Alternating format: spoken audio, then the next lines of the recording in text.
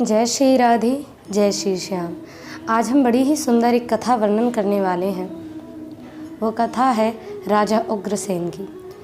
राजा उग्रसेन की पत्नी जिनका नाम था पद्मावती, और राजा उग्रसेन थे मथुरा के राजा। राजा उग्रसेन अपनी प्रिय पत्नी पद्मावती से बड़ा ही प्रेम, बड़ा ही नेह किया करते थे। इतना प्रेम, इतना नेह, अत्यंत ही।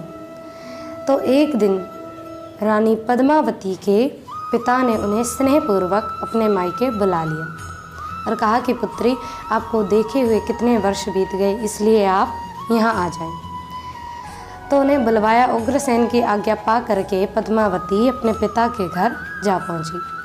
अब उग्रसेन की आज्ञा पाकर उग्रसेन के प्रति रानी पद्मावती का बड़ा नेह था, बड़ा प्रेम था, और रानी पद्मावती पूर्ण रूप से पतिव्रता स्त्री थी।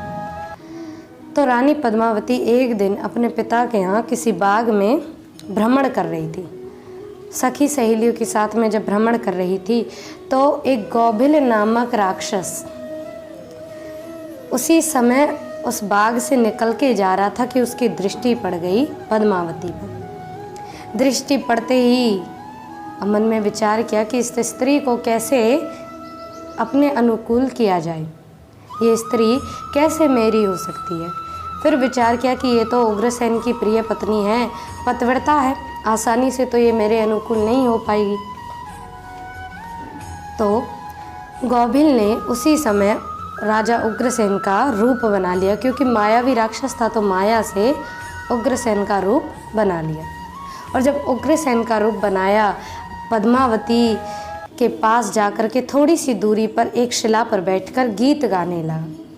रानी पद्मावती ने सखियों से कहा कि अरे देखो तो सही, इतना सुंदर मधुर गीत कौन गा रहा है। सबने जा कर के देखा तो सखी कहने लगी कि हे पद्मावती, मानो ऐसा महसूस होता है कि कोई, ये तो उग्रसेन के समान लग रही हैं। अब पद्मावती ने स्वयं जा कर के देखा तो विचार किया कि मेरे स्वामी यहाँ कैसे आ गई। फिर उनके समीप गई। इतने में ही उस गौभिल नामक राक्षस ने कहा, हे प्रिय, तनिक आओ तो सही। आवाज़ सुन करके अब पद्मावती उनके समीप जा पहुंची।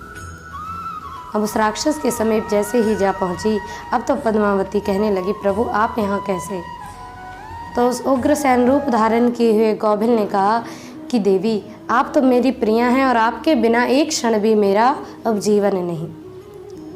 आप मुझे स्वीकार करें, तुम्हारे बिन अब एक क्षण भी मैं नहीं रह सकता। पद्मावती को एकांत में लेकर के गया। अब पद्मावती जब एकांत में गौभिल के साथ में विराजमान हुई तो पद्मावती को अब राजा उग्रसेन के अंगों में कुछ विशेषता थी, जो कि पद्मावती समझ गई कि ये मेरे पति नहीं है, और उसी समय उससे दूर होकर श्राप देने लगी कि बता तो कौन है, अन्यथा मैं तुझे श्राप देती हूँ। गौभिल ने कहा कि देवी, मैं गौभिल नामक राक्षस हूँ। अब तो पद्मावती को बड़ा क्रोध आया और मन में बड़ी ग्लानि होने लगी कि मैंने ये क्या कर दिया। तो जैसे श्राप देने को उद्यत हुई कि इतने में गौभिल ने कहा कि देवी, आप क्या बात करती हो कि आप पतिव्रता हो और मुझे श्राप दे सकती हो। कि अरे देवी, यदि आप पतिव्रता होती तो अपने पति को छोड़कर यहाँ इस बाग में श्रृंगार के भ्रमण थोड़ी करती। पति समीप नहीं, फिर भी आप श्रृंगार के भ्रमण कर रही हो, आप कैसी पतिव्रता हो। इतना कहकर गौभिल तो चला गया, लेकिन पद्मावती के मन में बार बार ग्लानि होती रही कि मैं कैसी स्त्री हूँ, मैंने अपने धर्म की रक्षा मैं ना कर सकी। पद्मावती अपनी माँ के पास आई, सारी लीला कही। पिता को सारी लीला जब पता चली तो पिता ने उग्रसेन के पास ही भेज दिया। अब पद्मावती से वो राक्षस कहकर गया था कि राक्षस ने कहा कि देवी, मैंने तुम्हारे गर्भ में जो कण छोड़ा है वो महाविकराल राक्षस कहलाएगा, सब पर त्रास करने वाला होगा। अब तो पद्मावती के मन में इस बात को सोच सोचकर बड़ी ही मन में परेशानी उठ रही थी।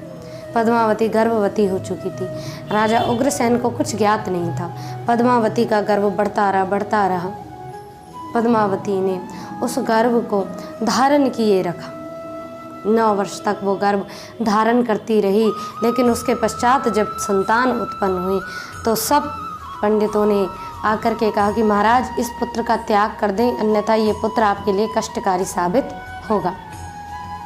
और प्रभु ये पुत्र आपका नहीं, ये तो राक्षस वंशीय पुत्र है। उग्रसेन को जब इस बात का पता चला तो उन्होंने अपनी प्रिय पत्नी को कुछ ना कह करके उस बच्चे को उठाया और यमुना में बहा दिया। अब राजा उग्रसेन मथुरा के राजा थे तो यमुना में बहाया।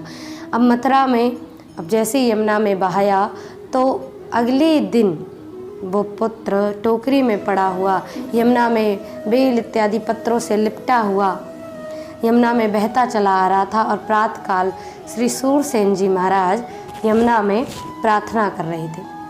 जैसे ही स्नान के करने के पश्चात प्रार्थना करने लगे कि देखा तो एक उस पुत्र को उठाया और उठा करके उस संतान को घर लेकर के आए। अब जैसे ही घर लेकर के आए वो संतान वसुदेव जी के साथ में, सूरसेन जी के पुत्र वसुदेव जी के साथ में दिव्य भाव से खेल कूद कर बड़ी हुई। उस संतान का नाम रखा गया था कंस। अब वही कंस हुए। अब नारद जी ने आकर के बताया तुम्हारे पिता ये नहीं उग्रसेन हैं जिन्होंने तुम्हारा त्याग कर दिया है। अब नारद के कहने पर कंस के मन में वही राक्षस वृत्ति उत्पन्न हुई और अपने पिता को बंदी बना करके स्वयं मथुरा का राजा बन गया। लेकिन कृष्ण कृपा से उसका उद्धार हुआ। वही कंस जिन पर श्री कृष्ण ने कृपा करी, जिसका उद्धार किया था। तो ये बड़ी ही दिव्य कथा है हमारे शास्त्रों की, पूर्वित रूप की। हम अपने इतिहास से अपनी पौराणिक कथाओं को जान नहीं पाते हैं या उनसे अभी तक परिचित नहीं हैं। इसीलिए आप तक ये सभी दिव्य कथाएं पहुंचती रहें। आप ऐसे ही इन दिव्य कथाओं को श्रवण करते रहें, आनंदित रहें कि राजा कंस का प्राकट्य कैसे हुआ, राजा कंस कैसे जन्म लिए, वो राक्षस कैसे हुए, उनका उद्धार कैसे हुआ, ये हमने इस वीडियो में वर्णन किया।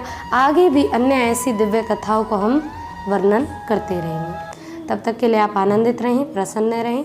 जय श्री राधे, जय श्री श्याम।